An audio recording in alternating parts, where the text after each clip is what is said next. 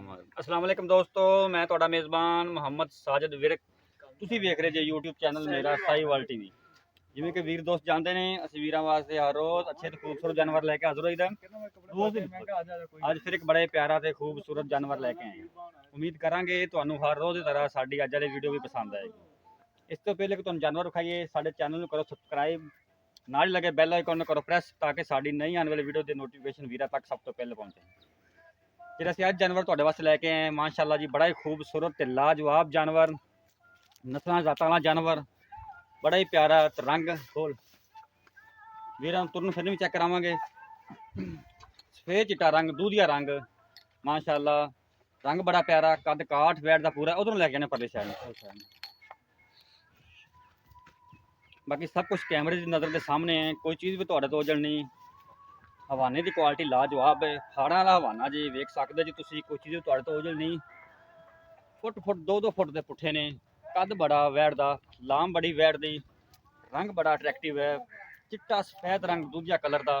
ਉਸ ਤੋਂ ਬਾਅਦ ਛੋਟੇ ਛੋਟੇ ਸਪੋਟ ਨੇ ਬਲੈਕ ਕਲਰ ਵਿੱਚ, ਛੋਟੀ ਛੋਟੀ ਅੱਖ, ਛੋਟੇ ਛੋਟੇ ਕੰਨ ਤੇ ਤੋਲ ਨਮਾ ਬਣਿਆ ਹੋਇਆ ਹੈ, ਬਗੈਰ ਸਿੰਘਾਂ ਤੋਂ। ਸਿੰਘ ਦਾ ਤਾਂ ਬਿਲਕੁਲ ਨਿਸ਼ਾਨ ਕੋਈ ਨਹੀਂਗਾ।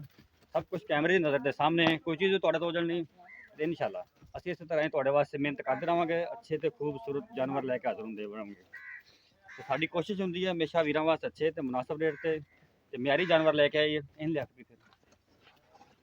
ਲੈ ਕੇ ਦੁਬਾਰਾ ਇਨਸ਼ਾਅੱਲਾ ਐਸੇ ਖੂਬਸੂਰਤ ਜਾਨਵਰ ਤੁਹਾਨੂੰ ਹਮੇਸ਼ਾ ਮੇਰਾ ਸਾਈਵਾਲ ਟੀਵੀ ਤੋਂ ਨਜ਼ਰ ਆਉਣਗੇ। ਤੁਹਾਨੂੰ ਜਾਨਵਰ ਦੀਆਂ ਵਿਰਲਾਂ ਵਿਖਾ ਦਈਏ, ਥਣਾ ਦੀਆਂ ਵਿਰਲਾ ਚੈੱਕ ਕਰ ਸਕਦੇ ਜੇ। ਗਿੱਠ ਦੀ ਵਿਰਲਾ ਹੈ, ਪਾਵਰ ਵਾਲਾ ਥਣ ਲੱਗਾ ਹੋਇਆ ਹੈ, ਤੋਰ 16 ਆਨੇ ਜੀ, ਲੈਣ ਦੇਣੇ ਹੁੰਦੇ ਨਸੀਬ।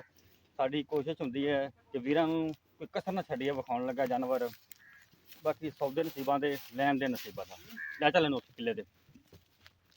ਬਾਕੀ ਮਜ਼ੀਦ ਗੱਲਾਂ ਕਰਾਂਗੇ ਭਾਈ ਨਾਲ, ਪੁੱਛਣੇ ਕਿੰਨੇ ਸੂਏ, ਸਾਬਕਾ ਰਿਕਾਰਡ ਕੀ ਹੈ, ਇਸ ਟਾਈਮ ਦੁੱਧ ਕਿੰਨਾ ਦੇ, ਨਸਲ ਜ਼ਾਤ ਵੀ ਪੁੱਛਾਂਗੇ, ਸਭ ਤਸੱਲੀਆਂ ਕਰਾਵਾਂਗੇ। ਬੰਦ ਦੇ ਜਾਨਵਰ ਦੀ ਵੀਰਾਂ ਨੇ ਤਸੱਲੀ ਕੀਤੀ ਹੈ। ਇਹ ਇਹਦੇ ਮਗਰ ਬੱਚਾ ਜੇ, ਮਾਸ਼ਾਅੱਲਾ अच्छे ब्रीड ਦਾ ਬੱਚਾ ਹੈ, खूबसूरत जानवर, रैड फ्रीजियन कलर जिंदा, रैड फ्रीजियन का बच्चा जिहा। बाकी हूँ तसली करवाने हैं मालकों तो। जानवर एक दफ़ा फिर तसली करा दिए।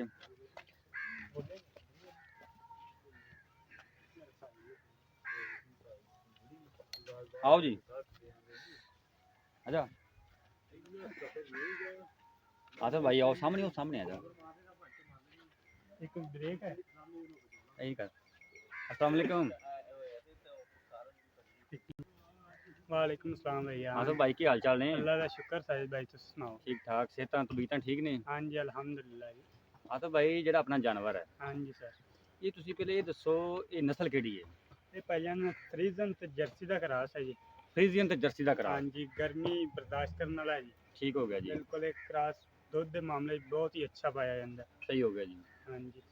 ਤੇ ਇਹ ਕਿੰਨਵੇਂ ਸੂਏ ਪੱਕਾ, ਜਿਹੜਾ ਜੈਨਮਨ ਸੂਆ ਕਿੰਨਵਾਂ, ਗਲਤ ਬਿਆਨੀ ਨਹੀਂ ਹੋਣੀ ਚਾਹੀਦੀ। दूसरा सुबह पाया। ਦੂਸਰਾ ਸੂਆ ਪੱਕਾ। पक्का दूसरा सुबह। ਅੱਛਾ ਇੱਕ ਗੱਲ ਹੋਰ ਹੈ ਵੀ ਆਪਣੇ ਘਰ ਦੀ ਹੈ ਕਿ ਵਪਾਰ ਦੀ? ਸਹੀ ਗੱਲ ਕਰਨੀ ਸੱਚੀ। ये भाई व्यापार दी है। ਆਪਣੇ ਵਪਾਰ ਦੀ ਹੈ। हाँ जी। ਠੀਕ ਹੋ ਗਿਆ ਜੀ। ਮਾਲਕ ਇਹਦੇ ਕੀ ਆਂਦੇ ਨੇ, ਪਹਿਲੇ ਸੂਏ ਦਾ ਕੋਈ ਸਾਬਕਾ ਰਿਕਾਰਡ ਕਿੰਨਾ ਕਰਦੇ ਨੇ ਮਾਲਕਾਂ ਦੀ? ਮਾਲਕਾਂ ਦੇ ਕਹਿਣ ਦੇ ਮੁਤਾਬਕ ਆਪਾਂ ਨੂੰ ਗਰੰਟੀ ਵੀ ਹੈ, ਕਿਉਂਕਿ ਆਪਾਂ ਇੱਥੋਂ ਆਪਣੇ ਨਜ਼ਦੀਕ ਹੀ ਲਈ ਹੈ। 22 ਲੀਟਰ ਦਾ ਰਿਕਾਰਡ ਹੈ ਦੁੱਧ ਦਾ। ਪਹਿਲੇ ਸੂਏ ਦਾ 22 ਲੀਟਰ ਕਰਦੇ ਹਾਂਜੀ, ਪਹਿਲੇ ਸੂਬੇ ਦਾ 22 ਲੀਟਰ ਦੁੱਧ ਹੈ, ਆਪਣੀ ਤਸੱਲੀ ਹੋਏਗੀ, ਗਰੰਟੀ। ਠੀਕ ਹੋ ਗਿਆ ਜੀ। ਤੇ ਅੱਜ ਦੇਖ ਲਓ ਆਪੇ ਪਤਾ ਚੱਲ ਜਾਂਦਾ, ਤੀਸਰਾ ਦਿਨ ਸੂਈ ਨੂੰ ਤੇ 14 ਲੀਟਰ ਤੇ ਮਾਸ਼ਾਅੱਲਾ ਆਈ ਖੜੀ ਜੀ।